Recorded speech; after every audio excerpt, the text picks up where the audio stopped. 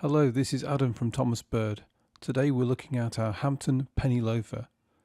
This pair is in a very nice hand-finished tan patina. We also have them in other colours: chestnut, oxblood, blue, brown suede and black.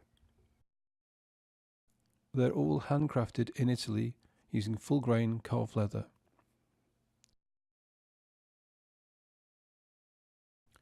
Here's the leather saddle with the slot for the penny from which the loafer gets its name.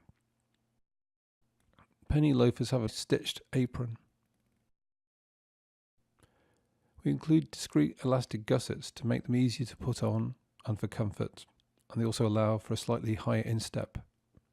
The colour has been applied by hand. You can see a dark line from the toe to the top line here. The top line is neat, there are no raw edges. As we taper or skive the edge, then we fold and stitch it. It looks better and it's also more comfortable. Inside the heel we use suede to stop your heel slipping. The loafer has a full calf leather lining. This helps absorb moisture and it prolongs the life of the shoe. And we use a genuine full leather insole.